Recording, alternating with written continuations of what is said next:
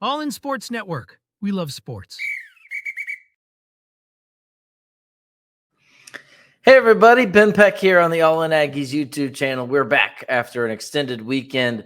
By the way, we left for the weekend, came back. This place is blown up. A lot of you subscribing for the first time. We welcome all the new subscribers, a lot of first-time viewers. If you've watched a video or two, we appreciate you.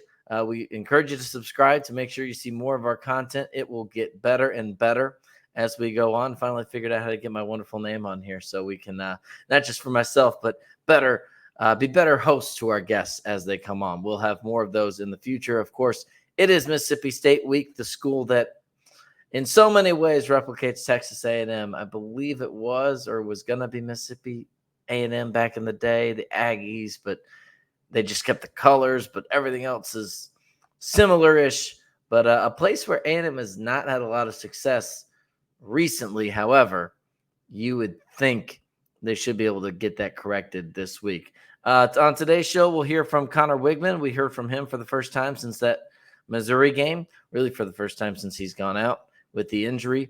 Mike Elko talking about this week's challenge about being in the SEC, and then a semi-outside take on Mike Elko from A&M softball head coach Trisha Ford. Caught up with her about her preseason. We will talk about them as we get closer, but we also did get some opportunities to kind of gauge what it's like to be a coach within the A&M athletic department when things are, as she says, let's be real, when things are going well on the football field.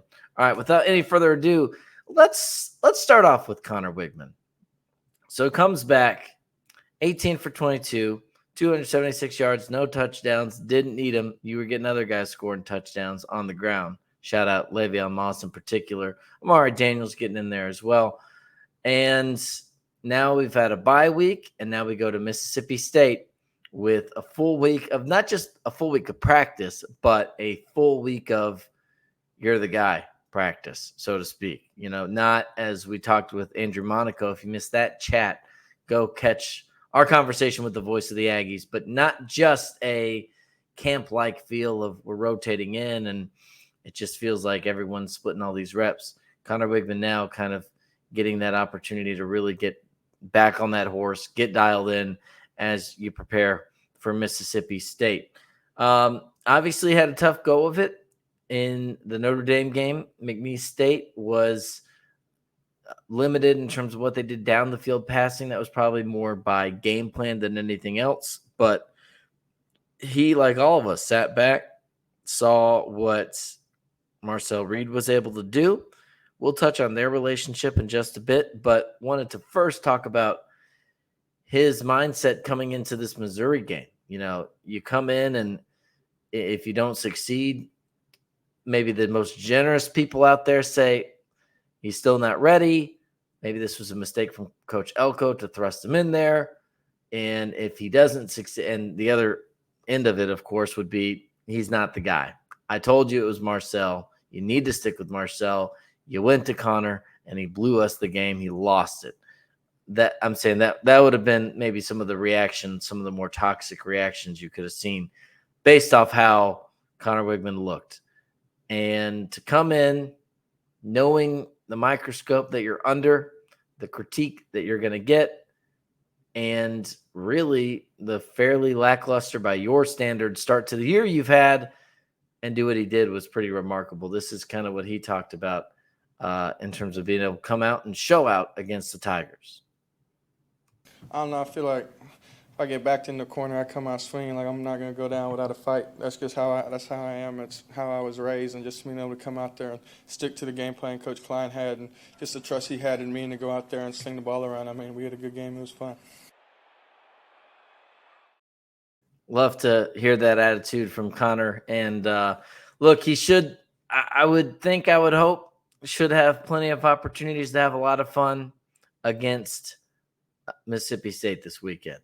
You know, they have kind of weirdly looked like the opposite of lifeless. I wouldn't say lifeful, but they're starting to look like they have maybe a little bit of a pulse. So that is something to just monitor. Although The defense, I think, still struggling as well. 41 points allowed to Georgia. Now, listen, that's Georgia. There's no shame in that. But, we saw what Toledo did on them earlier in the year. That would be maybe a little more concerning if I was a Mississippi State fan. But really excited to see, the week off Conner had, get his body right, get on the same page with these receivers, have those receivers start to continue to emerge. Jabri Barber, we've talked about him working his way back from, I believe it was a broken foot in spring practice. His role has been increasing. Terry Bussey is coming off his best game at Texas A&M as a wide receiver when he was a guy who didn't even start the year as a wide receiver. So Colin Klein finding a way to make the most of both the tight ends, the receivers, the tailbacks in the passing attack. This is all as it relates to Conner Weigman, and still finding ways to get him making plays on his feet, being mobile, because he certainly can do that. It looks different. It's a different style than Marcel Reed, no doubt, but you do see periodic displays of just being able to be willing to do it and put it on the table and make sure teams have to respect it. I think that's the biggest thing. You just can't have yourself backed up in a situation where if you're backed into pass, it's like it's like the opposite of bringing the outfield. This guy's not going to hit it to the wall. It's like, oh wait, back up. He's not going to run. Conner can. So we'll see how he goes against Mississippi State. Speaking of Marcel Reed, he was asked, I can't remember exactly who asked him about it, but about his relationship with Marcel and what it's been like to go through this whole process, not only getting back healthy, but watching him compete and how was it been for Marcel to see, to get the opportunity to do pretty well, especially given the circumstances, and then to take a back seat. How have they both managed it? And I think this is probably the best case scenario that you could have ever asked for in terms of the relationship between your starting quarterback and your backup. I mean, that's my brother. I mean, I love him to death. We in the quarterback room every single day for the past 2 years, and so that's my guy. Whatever he needs, I got him, and vice versa. I mean, I feel like we built a really good relationship, and it's going to carry on once we're out of A&M and just in regular life. I'll be his guy forever, and so it's a really cool thing that we got going on, and I mean, it doesn't happen everywhere, and we're both blessed to be able to have that relationship with each other. So, again, I think that's probably about the best you could hope for. I know everyone kind of says this kind of stuff, so maybe take it for a grain of salt. But I do think you can trust these guys. We talked I asked Coach Elko about this sort of same dynamic in terms of, is this something do you have to coach kids on how to be good teammates and how to channel your internal competitiveness, like internally within the building in a positive direction, or does it just kind of come naturally to the guys you recruit and you hope you recruit well and that kind of you bear the fruits of that labor and it's all about the evaluation process? And long story short, combination of both from what he said.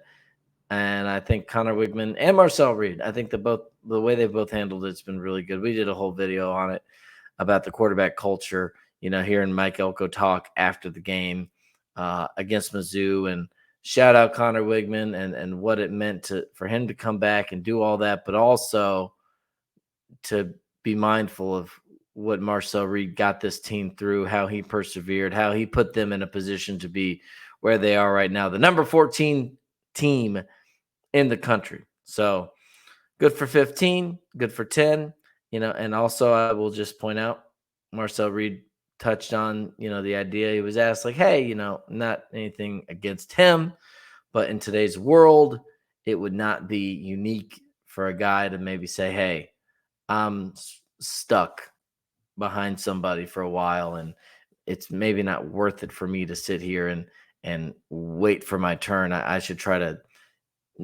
not just cash in literally, but in terms of playing time's a finite thing, especially at the quarterback position, but never sounded like transferring occurred to him or even the thought of like testing the waters, as they say. I would have expected that answer if he had never seen the field. Then like, what else are you going to do? But given how he came in really in the Texas Bowl, put on a show, I'm sure there would have been many teams that would have taken you up on at least taking a flyer on Marcel Reed. But for him to be committed, dedicated to the team, and to have a lot of buy-in, not just to the team. I mean, I'm sure he's still doing it for himself, but like that speaks to the trust he has in the team, the coaches, and all that. So that's a good sign. Conner Weigman, how they battle back and forth and trust in each other, that makes me happy. And so hopefully it's a I'm trying to think of what type of ending I want to describe this other than a happy ending. Hopefully it's a joyful ending to the season for Texas A&M, and we shall see. Hopefully it's a joyful weekend out in Stark Vegas. All right. Speaking of, if you haven't noticed, it's been a little chaotic in college football, and there's been a lot of things going on. Before we get any further, if you're still watching, we appreciate you. A lot of you have watched and liked the videos. If you haven't already, subscribe. We want to make sure you see more of these. And again, these are kind of the basic shows. When we get out in the field and we got media day coming up for men's basketball. We got extended interviews we're going to be able to post there. So be sure to check it out. We got bigger and better things coming than even what you're watching right now. But life in the SEC, getting back to the point, has been a little chaotic. One week you might be beating Georgia, and then the next week you might be losing at Vanderbilt. And oh, by the way, that could happen again for another team not named Alabama.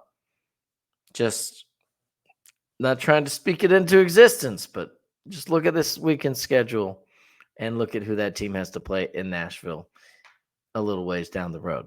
And really, I had the thought the other day, people talking about, as we watched the bye week, right, with no Texas A&M football, and really getting a chance to immerse myself as like a true fan of the sport for the first time in a while. We get pockets of the day. If it's maybe an early 11 a.m. kick for A&M or a 7 p.m. kick, you get pockets, but you don't get to experience the whole day like we got to last week.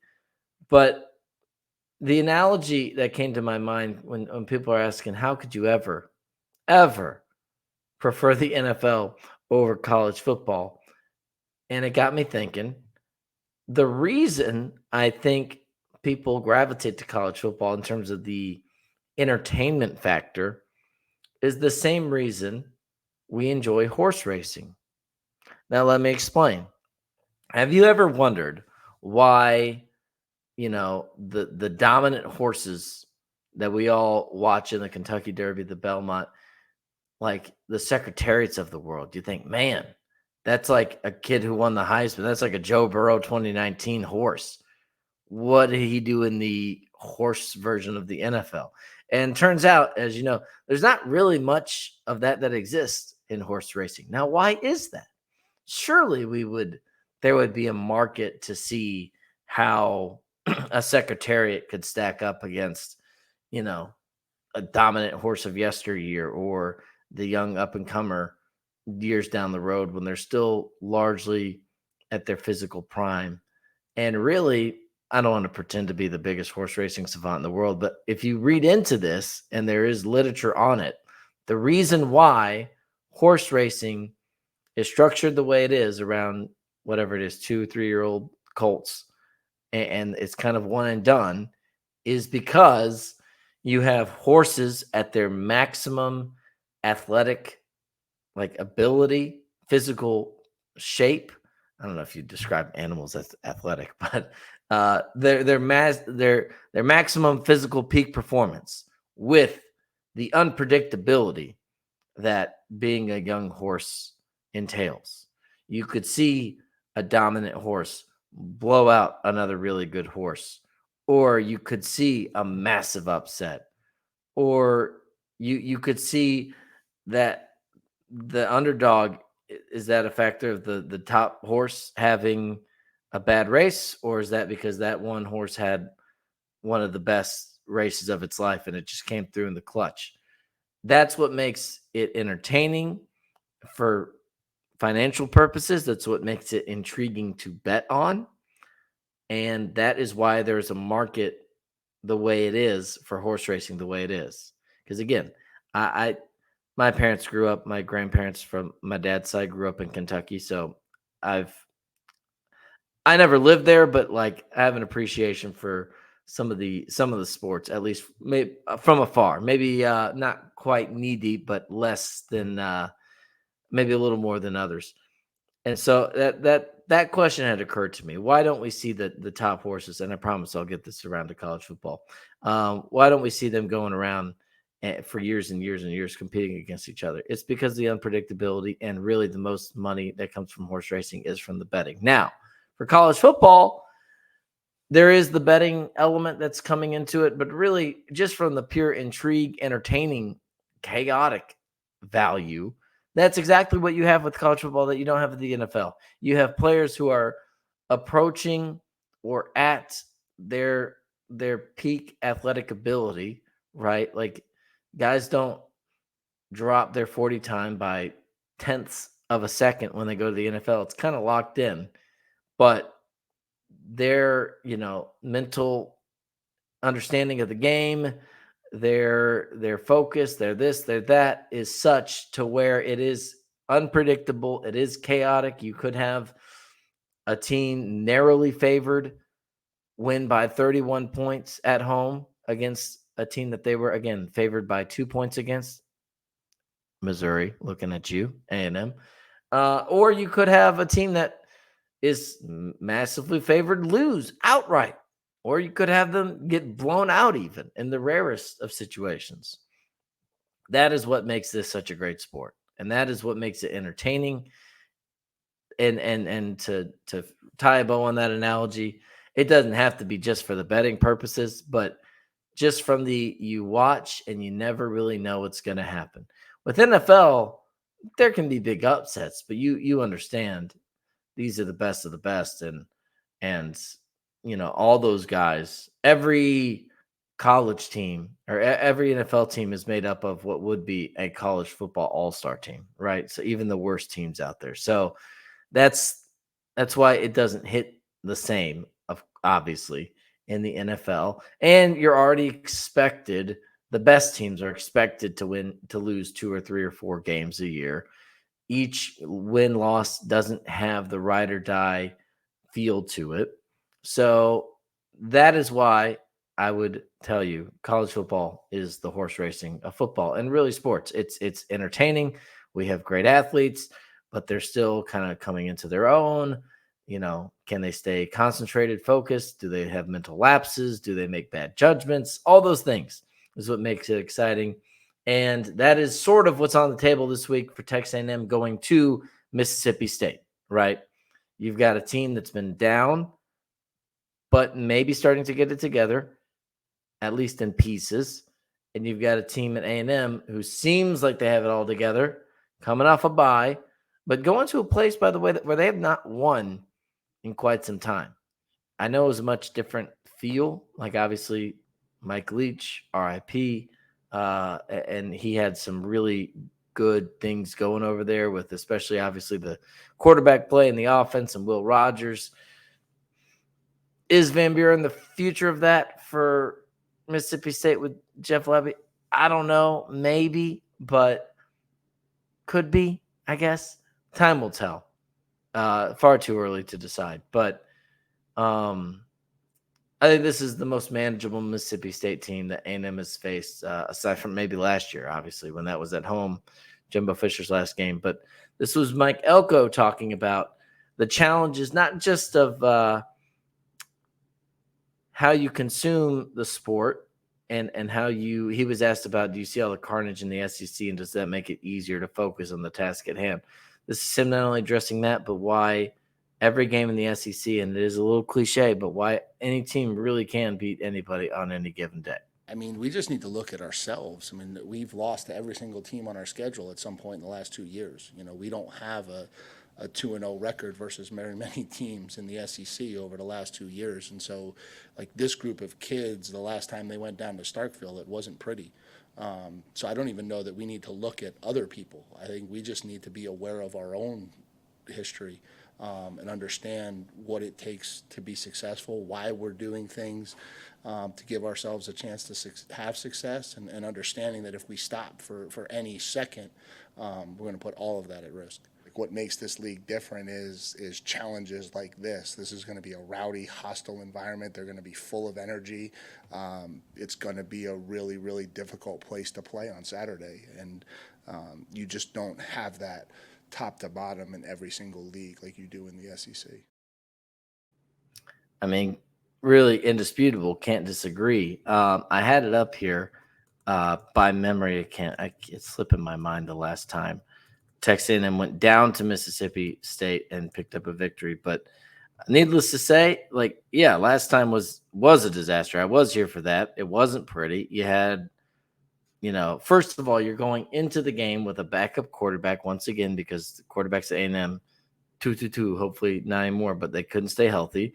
You had all sorts of stuff going on. You had a block kick that probably wasn't, but they don't call it. That was probably offsides, but they don't call the offside. So you do that. 2020, it was, in fact, 2020, the last time they went down there and got a win in Starkville. So we'll see.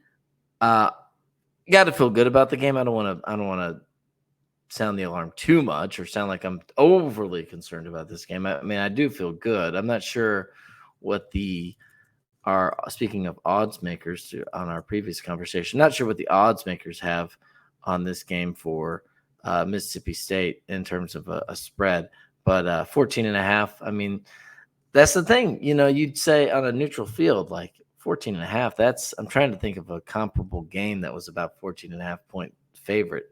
That was about Texas against Oklahoma. At least it opened up at that. You think, oh, that game was going to be, now that spread was a little big, turned out to not be, but you'd think, that game could get close for sure. So 14.5 points.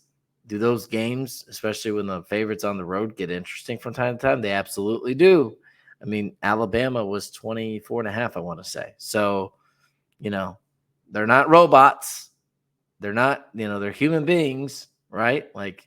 There's a reason why you run the race or you play the games because you don't know exactly what's going to happen. But I feel optimistic. Really just, I don't mean to throw out platitudes. Yes, I'm optimistic that a 14.5 point favorite will win the game. That's not the boldest take in the world. But I really I guess the thing that gives me the most hope and optimism is the way that this team handles their business. I feel like they don't, they're mature enough to focus on the task at hand, and they're better positioned to not get caught up in hype and this and that. Whereas some of the last years of Jimbo Fisher, some of it not even their fault, but they were all built off of hype. I mean, there was outside, I don't think it was internally trying to speak it into existence, but just you have all these people telling you how awesome you are and how on paper you're juiced and you're loaded and you're right there and oh my gosh, are you going to do it? And then you don't, or you do a little bit. I think that kind of messes with you. This team has came in under the radar. They've been under the radar. I like that, but also I think that's reflective of their approach and how they go about their business. And finally, I think this is a team that they just don't play, especially the Missouri game. I was going to say Mississippi game. That's this week. The Missouri game, we finally saw really for the first time all year, other than McNeese State. Take McNeese State out.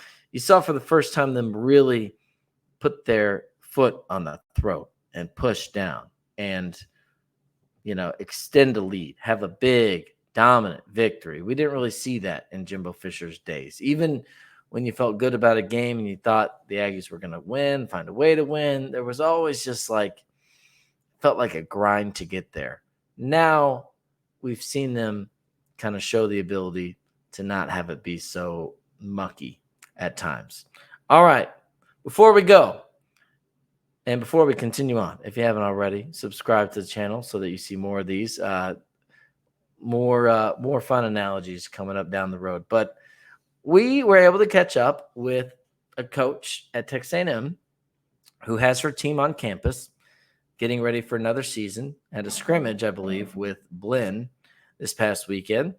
That is Texas A&M softball. Trisha Ford, third year at the helm, first year a regional in Austin, second year a super regional in Austin after winning a regional in College Station. And now the Aggies, on one hand, they have to replace a lot. They do. But if there's one person you got back, it's Emily Kennedy, your star lefty in the circle. She's back. You do lose a lot of production. Rylan Wiggins, Julie Cottrell, Trinity Cannon. Maybe not as much power on this team. You bring in, I think, 10 new freshmen, and is maybe going to have to be more of a defensive-minded approach for the season. But to tie Trisha Ford into the football side of things, a fun dynamic is going on at Texas A&M. If you remember in the spring, what a spring it was for A&M athletics, a national championship in women's tennis, an individual national champion in women's golf, and then needless to say, as the spring progressed into early summer, you had the run from softball into the super regionals, and of course, baseball going all the way to the national championship game at the College World Series. And it was not lost on Mike Elko and other coaches about how much that momentum, that buzz, that excitement can carry over into other sports on campus, and how it's just different when you're recruiting and pitching a school to someone to say, hey, this specific team is set up for success, whereas you look all over campus left and right, and you've got national champions or All-Americans or people that are playing in, the Elite Eight, the Final Four, a championship game, the equivalents of those. So we talked about that in the fall a lot, or in the spring, about how that was maybe resonating, especially with football. Mike Elko's going out to baseball all the time. Obviously, the father of a baseball player, Mikey from College Station High School. And now you have a little bit of the opposite happening, where every program on campus brings all their athletes on a visit to a football game and to experience the 12th man and all that has to offer. Now, that's been going on forever. That's not new. What is new is that they get to bring those athletes in and experience the buzz that we have for this team. 5-1, 3-0 in the SEC. For Trisha Ford and softball specifically, so I'm coming back from the game and I'm scrolling through Twitter, and I see like 3 tweets in a row on the curated feed that are non-chronological, like they're out of order. And Trisha Ford's tweeting out her Gig 'em Aggies gift that she tweets when she gets a recruit. And I'm like, my God, this girl has landed like 5 commits in one day after the visit to the Mizzou game. And then she had like another 1 or 2 on Sunday. So seems like we saw it there a little bit.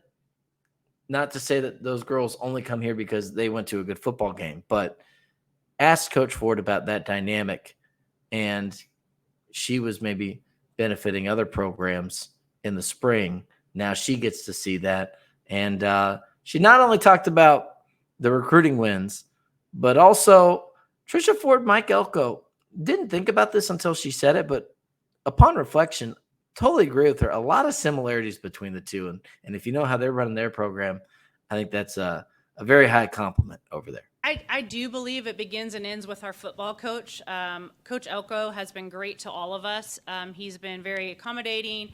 Obviously, he's put a whole different product on the field. You can feel the energy. You can feel I feel like him and I are very similar. We're very blue collar. We're very, I'm not a big look ahead person. I'm like, look at what's happening in front of you, worry about that.